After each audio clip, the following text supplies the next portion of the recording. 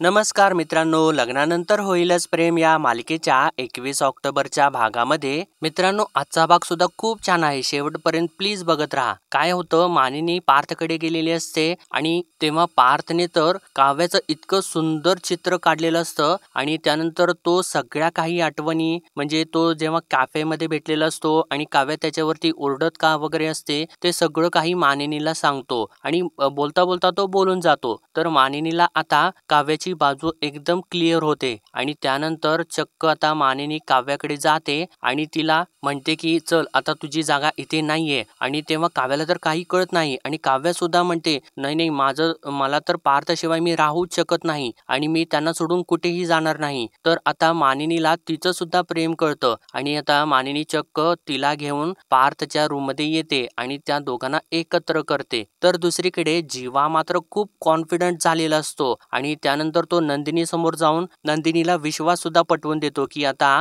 भास्करचं काही खरं नाही आणि तो तिला आनंद निवास परत मिळवून देण्याचा एकदम ठामपणे विश्वास देतो. तर तेव्हा नंदिनीला सुद्धा तो विश्वास दिसतो आणि त्यानंतर त्यांच्या रूम मध्ये उंदीर आलेला असतो आणि तेव्हा मित्रांनो इथे जीवा आणि नंदिनी मधला मस्त एकदम कॉमेडी सीन त्यांनी दाखवलेला आहे आणि तो खरोखरच बघण्यासारखा आहे. आणि त्यानंतर चक्क जीवा भास्करला फोन लावतो आणि त्याला एकेरी उच्चार करत त्याला म्हणतो, अरे आता पुढच्या 6 दिवसांच्या मध्ये ना तुझ्या हातून आनंद निवासची जागा सुद्धा जाणार आहे आणि तू सुद्धा जाणार आहेस. आणि ते ऐकल्यानंतर भास्कर तर एकदम आग बबूला झालेला असतो. तर मित्रांनो चला आजच्या भागाला सुरुवातीपासून बघूयात. पार्थला आता ड्रॉवर मध्ये एक कागदाचा बोळा सापडतो. तर तेव्हा पार्थ तो बोळा आपल्या हातामध्ये घेतो आणि तो उघडून बघतो तर त्याच्यावरती स्केच असतं. आणि आता पार्थला त्यावेळेस तो क्षण आठवतो ज्यावेळेस त्याने चार्जरचं स्केच काढून त्याचा कागदाचा बोळा बनवलेला असतो आणि त्याने तो बोळा काव्याकडे फेकलेला असतो आणि तेव्हा तिथे अनिशा सुद्धा असते.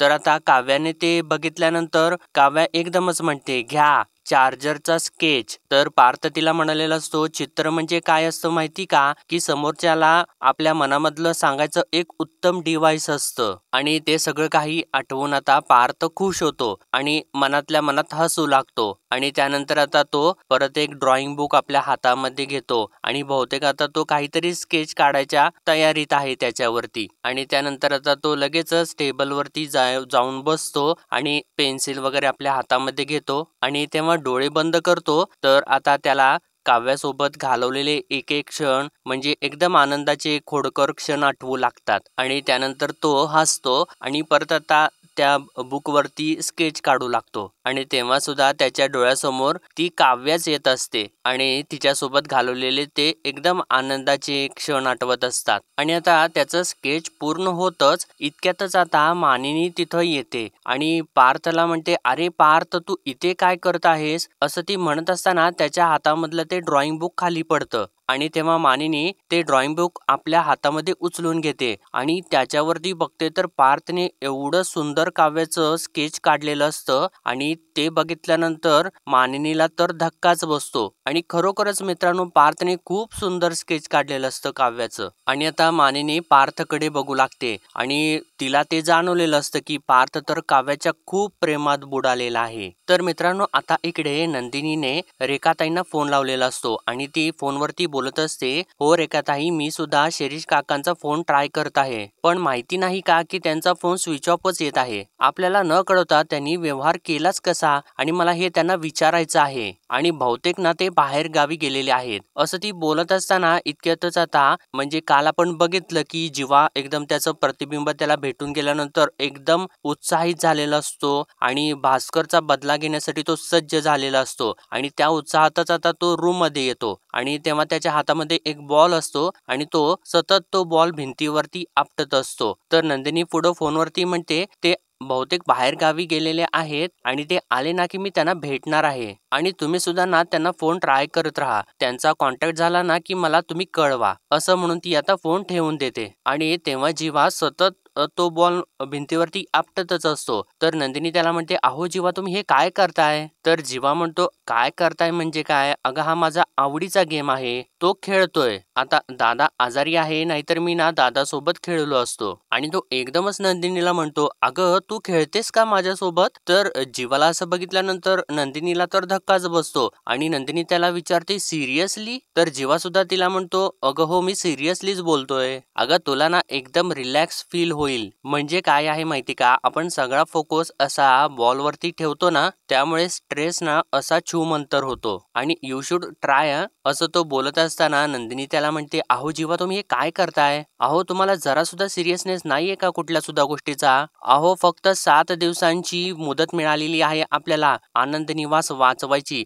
आणि फोकस जर म्हणत असाल ना, तर आता ना फोकस सगळा काही जो आहे ना, तो आनंद निवास कसं परत मिळवायचा ना, याच्यावरती तुमचा असला पाहिजे आणि तुम्ही हे काय करताय?" असं म्हणून ती चिडू लागते. तर तेव्हा जीवा हो हो असं म्हणत असताना तिला म्हणतो, "अगं चिल यार नंदिनी, 7 दिवस फक्त नाही आहेत. अगं 7 दिवस म्हणजे 168 तास म्हणजे 10,080 मिनिटं म्हणजे 6,0804 सेकंड. अगं खूप असतं हे." तर तेव्हा नंदिनी म्हणते, "खूप असतं का? वा वा, कमालच आहे तुमची. याला कॉन्फिडन्स म्हणायचा की ओव्हर कॉन्फिडन्स हेच काही कळत नाही मला." तर तेव्हा जीवा म्हणतो, "छे छे, अगं मी जिंकणार आणि तुला हरू देणार नाही याची मला खात्री आहे." तर तेव्हा नंदिनी त्याच्याकडे बघून आश्चर्यचकित होते आणि त्याला म्हणते, "तुम्हाला खात्री आहे तुम्ही जिंकाल?"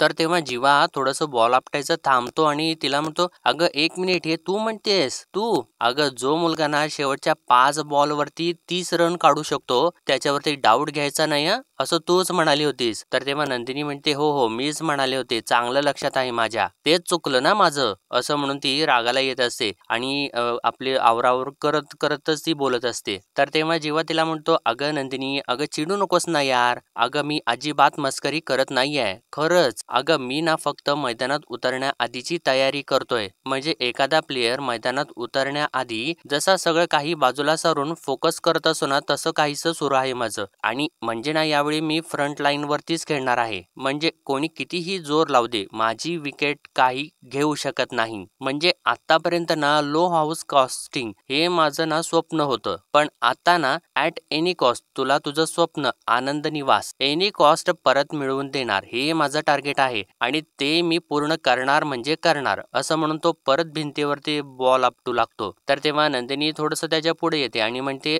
"अच्छा असं आहे का? आणि ते कसं काय?" असं त्याला विचारते. तर तेव्हा जीवा थोडंसं थांबतो आणि तिला म्हणतो, "हा बघा आता हा बॉल आहे ना, हा बॉल म्हणजे मी. म्हणजे आतापर्यंत मला फसवणाऱ्यांनी या बॉलला आपटला, हवा तसा लाथाने तुडवला. पण या बॉलला ना त्यावेळेस माहिती नव्हतं की त्याच्यामध्ये ना उसळण्याचं सुद्धा टॅलेंट आहे. ते आता त्याला कळालेलं आहे. आता ना मी स्वतः उसळी घेणार आहे नंदिनी. ज्या फोर्सने मला आपटलेलं आहे ना, त्या फोर्सने उचलून तुला हवं ते मिळवून देणार आहे आणि ते सुद्धा तुला काहीही होऊ न देता." असं तो एकदम कॉन्फिडेंटली बोलत असताना नंदिनीला सुद्धा त्याच्यामध्ये कॉन्फिडंट जाणवतो आणि ती सुद्धा आश्चर्याने त्याच्याकडे बघत असते. तर आता जीवा परत तो बॉल भिंतीवरती आपटतो आणि तेव्हा तो बॉल जाऊन नंदिनीच्या तोंडावरती लागणार असतो. तर तेव्हा आता जीवा बरोबर आपला हात मध्ये घालतो आणि तो बॉल पकडतो आणि तेव्हा नंदिनी धक्क्यानेच त्याच्याकडे बघू लागते. तर जीवा आता तिला म्हणतो, "मी म्हंटल होतं ना तुला, काहीही होऊ देणार नाही तुला." आणि आता नंदिनीचा सुद्धा त्याच्यावरती विश्वास बसू लागतो आणि त्यानंतर आता जीवा ते सर्व काही बोलून तिथून निघून जातो.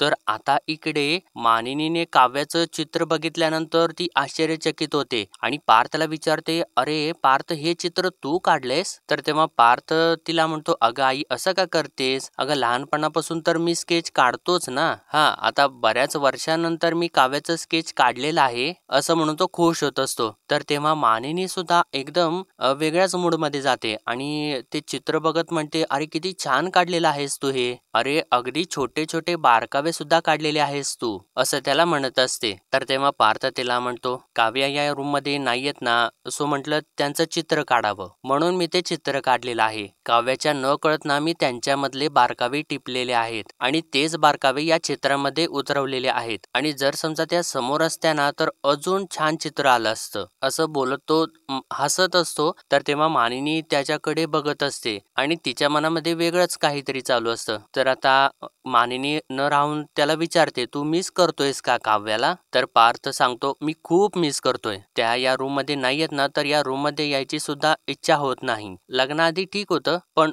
लग्न झाल्यापासून ना सवय झाली आहे मला त्यांची. त्यांच्या आठवणी तयार झाल्यात माझ्या अवतीभोवती. रात्रभर या चेअरवरती बसून अभ्यास करायच्या आणि मी आपलं घोरत बसायचो आणि त्या माझ्या घोरण्याने डिस्टर्ब व्हायच्या. मग सकाळी ना फसकन माझ्या अंगावरती फिसकारायच्या." असं तो हसत हसत सांगत असतो. तर तेव्हा मानिनी म्हणते, "दिसलीच मला काव्या, माझ्या डोळ्यासमोर अगदी फिसकारणारी." तर तेव्हा पार्थ आता एकदम हळू आवाजात मानिनीला म्हणतो, "अगं मी ना त्यांना मांजरच म्हणतो आणि त्यांना मला आर्किटेक्ट बोका म्हणतात. तुला माहिती आहे का की त्यांना फिसकारू नका असं म्हटलं ना की मग त्या अशा गोड रागावतात ना की मी तिथेच फ्लॅट होतो. त्यांचं ना असं क्यूटपणे चष्मा लावून अभ्यास करणं अजूनही आठवतंय मला. कुठून आणला होता तो चष्मा माहिती नाही, पण अभ्यास करताना ना तो असा नाकावरती खाली घसरायचा. मग त्या अभ्यास करता करताना अशा झोपून जायच्या. मग मी त्यांचं पुस्तक बाजूला काढून ठेवायचो, तो चष्मा बाजूला काढून ठेवायचो आणि अगं आई तुला चष्म्यावरून सांगतो,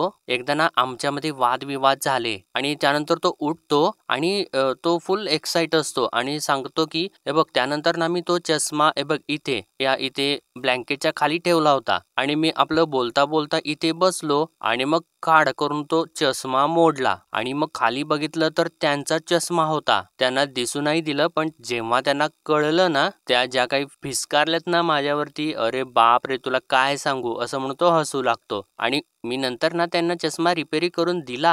मग तेव्हा खूप खुश झाल्या होत्या त्या. पण एकच अगं वाईट सवय आहे त्यांना. तर तेव्हा मानिनी सुद्धा उठून उभी राहते आणि विचारते, "अरे वाईट सवय कुठली?" तर तेव्हा पार्थ सांगतो, "ते पुस्तकाचं पान आहेत ना ते त्यात दुमडतात. त्यांना मी एकदा बुकमार्क दिला होता, पण काय माहिती कुठे गेला तो." आणि तो आता त्याच्या आठवणी सांगता सांगता ते सुद्धा सांगतो जे आता मानिनीला काव्याने सांगितलेलं असतं. पार्थ म्हणतो की आता रिसेंटली ना त्या मला अचानक असं कॅफेमध्ये भेटलेल्या होत्या. तिथेही अभ्यास करत होत्या आणि तिथेही त्यांनी असंच पुस्तकाचं पान दुमडलं. मग तिथेच ना कॅफेमध्ये टेबलावरती एक गुलाबाचं फूल होतं. ते दिलं मी त्यांना आणि म्हटलं की हे ठेवा तुमच्या पुस्तकामध्ये बुकमार्क म्हणून. आणि आता मानिनीला तो क्षण आठवतो ज्यावेळेस काव्याने तिला हेच सांगितलेलं असतं. तर मानिनी आता पार्थला विचारते, "अरे मग काव्याशी सारखी ओरडत का असते तुझ्यावर?" तर तेव्हा पार्थ गालातल्या गालात हसतो आणि म्हणतो, "अगं ते ना मीच त्यांना डिवचतो, मग त्या चिडतात, फिसकारतात माझ्यावरती." अगं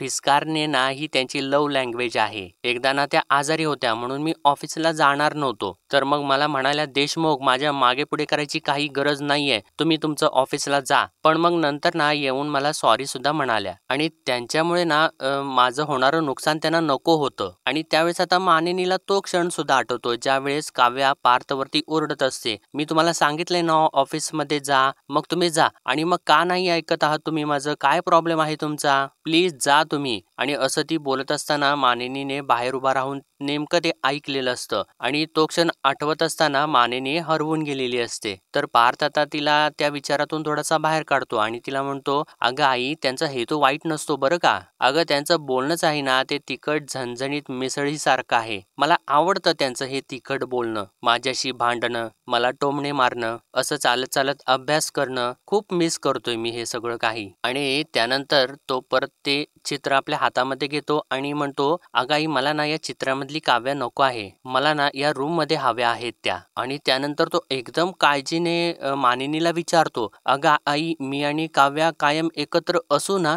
तर तेव्हा आता मानिनी थोडीशी हळवी होते आणि त्याच्या गालावरून हात फिरवते आणि तिला थोडंसं रडू कोसळत असतं. तर पार्थ आता तिला आपल्या जवळ घेतो. तर मित्रांनो आता इकडे त्यांनी रम्या आणि वसूचा सीन दाखवलेला आहे. तर काय होतं, रम्या कपाट उघडते आणि तिला उंदीर दिसतो आणि ती एकदम जोराची घाबरते. "अगं आई उंदीर उंदीर" असं म्हणून ती जोराने ओरडत मागे सरकते. तर तेव्हा वसू सुद्धा घाबरते आणि म्हणते, "कुठे गेला कुठे गेला?" तर तेव्हा रम्या म्हणते, "अगं आई तुला सुद्धा भीती वाटते का उंदराची?" तर तेव्हा वसू म्हणते, "अगं वाटतेच ना भीती. अगं उंदराला ना नावासाठी मामा म्हणतात, पण तो जर का मागे लागला ना तर अगदी आजोबा पणजोबा 8वे पर्यंत पळवतो आपल्याला, माहितीये का तुला? अगं आणि कपाटाखाली नसेल ना उंदीर?" तर रम्या म्हणते, "अगं मला माहिती नाही." असं म्हणून त्या दोघे सुद्धा बेडवरती चढलेले असतात. तर तेव्हा वसू आता एकदमच ओरडते, ए बघ ए बघ तिकडे, असं तिने म्हटल्यानंतर आता रम्या एकदमच उठून जाते आणि बघते तर त्या उंदराने सगळे काही तिचे आणि पार्थचे जे फोटोज वगैरे असतात ते कुरतडलेले असतात. आणि रम्या ते आपल्या हातामध्ये घेते आणि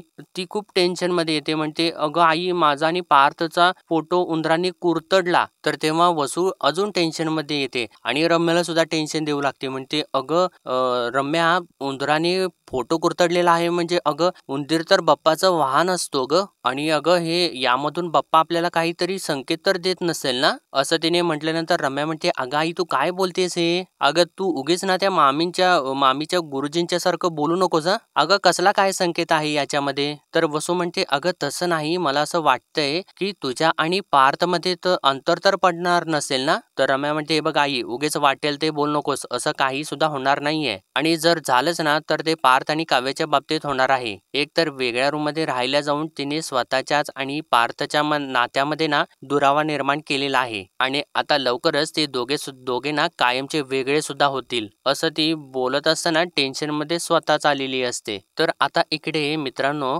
नंदिनीने कोणाला तरी फोन लावलेला असतो आणि ती म्हणत असते, नमस्कार, मी आनंद निवास मधून नंदिनी बोलते, आणि हो, मला तुमचा नंबर ना अनिकेत नानेंच्याकडून मिळाला, आणि सध्या मॅम ना आमच्या आनंद निवासलाच आधाराची गरज आहे. खरं तर ना मी लोनच्या चौकशीसाठी फोन केलेला आहे, आणि लोन मिळू शकेल का मला, आणि हो, माझ्याकडे ना सिक्युरिटीसाठी काही गोष्टी आहेत, आणि ठीक आहे, तुम्ही उद्या बँकेत आलात ना परत की मला मग फोन करा, मी वाट बघते फोनची, असं सर्व काही बोलून ती आता इकडे तिकडे बघते आणि फोन ठेवून देते. आणि त्यानंतर ती परत गणपती बाप्पा समोर जाते आणि गणपती बाप्पाला म्हणते, देवा, आता तूच काहीतरी मार्ग दाखव मला. जीवा आनंद निवास मिळवण्याचा प्रयत्न करतायत मला माहिती आहे, पण मी स्वस्थ बसून चालणार नाही, मी काहीतरी हालचाल करायलाच हवी ना, असं म्हणून ती बाप्पाला नमस्कार करते. इतक्यात जीवा तिथे येतो आणि नंदिनीला म्हणतो, अगं जीवा असताना तू देवाकडे काय मागतेयस. तर तेव्हा नंदिनी त्याला रागारागत म्हणते, तुम्ही आमच्यामध्ये कशासाठी पडताय, मला जे मागायचं आहे ना ते मी देवाकडे मागेन, तुमची मदत नको आहे मला, असं म्हणून ती रागातच तिथून निघून जाते. तर तेव्हा जीवा थोडस हसतो आणि मागे वळून बाप्पाला म्हणतो, अरे बाबा, तू तरी पाठीशी राहा. इतक्यातच आता नंदिनी तिकडून जीवा असं जोराने ओरडते. तर तेव्हा त्या जीवा धावतच रूम मध्ये जाऊ लागतो. तर तेव्हा नंदिनी तर बेडवरती चढून उभारलेली असते आणि खूप घाबरलेली असते. तर तेव्हा जीवा तिला विचारतो, अगं काय झालं. तर नंदिनी तिथूनच सांगते, काय नाही, इथे खाली कुठेतरी उंदीर आलेला आहे. तर तेव्हा जीवा तिच्यापेक्षा जोराने ओरडतो आणि म्हणतो, अरे बापरे, उंदीर उंदीर, असं म्हणून तो सुद्धा बेडवरती चढतो आणि तिच्या मागे लपतो आणि म्हणतो, अगं कुठाय उंदीर, अगं कुठाय उंदीर, सांग ना कुठाय उंदीर. तर तेव्हा नंदिनी त्याला म्हणते, माहिती नाही, आता इथेच होता कुठेतरी. तर तेव्हा त्या जीवा तिला विचारतो, घाबरतच विचारतो, अगं कुठल्या रंगाचा आहे. तर तेव्हा नंदिनी त्याच्यावरती चिडते, अहो हे काय रंग काय विचारताय तुम्ही, मला खूप भीती वाटते उंदराची. तर तेव्हा जीवा म्हणतो, अगं सेम इयर, मला पण फक्त उंदराची भीती वाटते, आणि पालीची सुद्धा वाटते, आणि झुरळाची सुद्धा वाटते, आणि आता तुझी वाटते, असं एकदमच तो फ्लो मध्ये बोलतो. तर तेव्हा नंदिनी त्याच्यावरती चिडते आणि ती उंदराची भीती तिची गेलेलीच असते, आणि ती एकदमच जीवाला म्हणते, एक मिनिट, तुम्ही माझी तुलना पाल, झुरळ आणि उंदराशी करताय. तर तेव्हा जीवा तिला म्हणतो, अगं एक मिनिट, मी तुझी तुलना त्यांच्याशी कशी करेन, अगं त्यांची तुलना तुझ्याशी केली तर ओके ना. हा. तर तेव्हा नंदिनी अजून त्याच्यावरती चिडते आणि म्हणते, काय हा, त्याचा अर्थ एकच होतो, तुम्ही काही बोलू नका, मी तुम्हाला आत्ताच सांगते. तर तेव्हा जीवा तिला म्हणतो, अगं एक मिनिट, इथे आपण दोघं सुद्धा एकतर जीव मुठीत घेऊन उभा आहोत आणि भांडतेस काय तू माझ्याशी. आणि एक मिनिट, मला आत्ता आठवलं, मी ना इथे खाली काठी ठेवली होती, मी ती हातात घेतो, जरा सेफ वाटेल आपल्याला, आणि थांब जरा, तू सावकाश, आवाज करू नकोस अजिबात, काही होऊ शकतं, असं म्हणतो. हळुवारपणे ती काठी आपल्या हातामध्ये घ्यायचा प्रयत्न करू लागतो, आणि तो न बघताच ती काठी बघत असतो, आणि त्यानंतर एकदमच ती काठी हातामध्ये घेतो आणि जोराने ओरडतो, अरे बापरे, असं म्हणतो. परत घाबरत नंदिनीच्या मागे जाऊन उभा राहतो आणि उगीच नंदिनीला म्हणू लागतो, अगं मी आता काठी घ्यायला खाली वाकलो होतो ना, तर तेव्हा तो असा बाहेर आला आणि असा लुकलुकता बघत ना माझ्याकडे बघितलं त्याने आणि परत आतमध्ये निघून गेला. तर तेव्हा नंदिनी त्याला म्हणते, अहो काय तुम्ही हे पुरुषासारखे पुरुष आहात ना, जा, असं म्हणून ती त्याला बेडच्या खालीच ढकलून देते. तर जीवा जोराने ओरडू लागतो आणि परत धावत त्याच फोर्सने परत बेडवरती चढतो, आणि अगं हे नंदिनी तू काय करतेस, अगं मी जाऊन त्याला चावायचं आणि तो मला जर चावला आणि मला काही झालं तर? अगं कसं आहे ना, एखादा कुत्रा असता ना तर त्याला असं असं केलं असतं तर तो शांत झाला असता. आता मी याला काय करणार आहे? आणि जर समजा तो मला चावला आणि मी मेलो म्हणजे? तर तेव्हा नंदिनी म्हणते, "अगं प्रत्येक वेळी मरणाची भाषा केलीच पाहिजे का? तुम्ही गप्प बसा, काही बोलू नका आता. जरा शांत उभे राहा." असं म्हणून ती खूप टेन्शनमध्ये आलेली असते आणि जीवा तर तिची चांगलीच फिरकी घेत असतो आणि ते मित्रांनो खूप असं एकदम मस्त कॉमेडी सीन दाखवलेला आहे त्याने. आणि आता दोघे सुद्धा शांत झालेले असतात आणि त्या उंदराला वरती उभा राहूनच शोधत असतात आणि आता जीवा म्हणतो, "बाहेर येईल का तो कुठून तरी?" तर नंदिनी आता त्याच्या हातातली ती काठी पकडते आणि त्याचा हात सुद्धा तिने पकडलेला असतो आणि म्हणते, "नाही नाही, असं बोलू नका तुम्ही." तर तेव्हा जीवा उंदराकडेच बघत असतो, म्हणजे त्याच्याकडेच लक्ष असतं आणि तो म्हणत असतो, तो ना डायरेक्ट अंगावरती उडी मारतो हं. ऐकत नाही मग तो. असं तो बोलत असताना त्याने तर नंदिनीच्या खांद्यावरती हात ठेवलेला असतो आणि आता नंदिनी थोडंसं त्याच्याकडे बघते आणि तिने सुद्धा त्याचा हात पकडलेला असतो, त्याच्याकडे सुद्धा बघते आणि एकदमच त्याचा हात वगैरे सोडते आणि थोडंसं बाजूला होते. तर तेव्हा आता जीवा सुद्धा थोडंसं बाजूला होतो आणि आता एकदम वातावरण शांत झालेलं असतं. तर त्यानंतर नंदिनी त्याच्या हातामधली काठी आपल्या हातामध्ये घेते आणि त्याच्यावरतीच उगारते आणि त्यानंतर पुढे जाऊन ती इकडे-तिकडे मुद्दामून ती काठी आपटू लागते, की जेणेकरून तो उंदीर बाहेर यावा आणि त्यानंतर ती आता एकदमच खाली उतरते आणि बाहेरच्या दिशेने पळतच सुटते. तर जीवा मोठमोठ्याने हसू लागतो आणि त्यानंतर आता नंदिनी निघून गेल्यानंतर हसता-हसता तो एकदमच घाबरू लागतो आणि म्हणतो, "आता मी कसा इथून खाली उतरू? मी कसा बाहेर जाऊ?" तर नंदिनी तर शक्क लढवून तिथून निघून गेलेली असते. तर आता इकडे त्यांनी काव्या आणि अनिशामधला सीन दाखवलेला आहे. काव्याने अनिशाला फोन लावलेला असतो आणि बहुतेक सर्व काही तिने सांगितलेलं असतं. तर तेव्हा अनिशा खूप खुश होते आणि म्हणते, "अरे वाह! वाह! काव्या क्या बात है! माझी मैत्रीण ना परत आली." तर तेव्हा काव्या इकडून म्हणते, "अगं अनिशा काय हे? का किंचाळतीयेस?" तर तेव्हा अनिशा म्हणते, "अगं मग काय? अगं गेले काही दिवस मला वाटत होतं ही कोणीतरी वेगळीच मुलगी आहे. सहन करणारी, चुकीच्या गोष्टी ऐकून घेणारी. पण तू तशी नाहीयेस ना काव्या आणि तू जशी आहेस ना, यू बॅक माय फ्रेंड." असं म्हणून ती खूप खुश होते आणि म्हणते, "शेरनी है तू मेरी रोअर कर." तर तेव्हा काव्या म्हणते, "अगं अनिशा बास आणि अगं मानिनी काकू अशा का वागतायत ना ते कळालं आहे मला. अगं एक आई म्हणून ना त्यांची तडपड समजू शकते अगं मी आणि म्हणूनच मी त्यांना फार काही उलटून बोलले नाही आणि असं सुद्धा मी त्यांना अर्धवटच माहिती दिलेली आहे. आणि एनिवे अनिशा, मला जे मनापासून वाटलं ना ते मी त्यांना सांगितलं." तर अनिशा म्हणते, "अगं चांगलं आहे, पण तुला एक गोष्ट सांगू का? मी तेव्हाच खुश होईन जेव्हा ना त्या तुला आणि पार्थ जिजूंना एकत्र राहायची परमिशन देतील आणि जर त्यांनी असं काही केलं ना तर मी पाया पडीन त्यांच्या." तर असं ती बोलत असताना काव्या इकडून बोलणारच असते, इतक्यातच मानिनी तिथं येते आणि तिच्या हातामधला फोन काढून घेते आणि अनिशाला डायरेक्ट म्हणते, "अनिशा, मी तिला नंतर फोन करायला सांगते." आणि असं तिने म्हटल्यानंतर इकडे अनिशा खूपच घाबरते आणि म्हणते, "ओके ओके ठीक आहे." असं म्हणून ती फोन कट करते.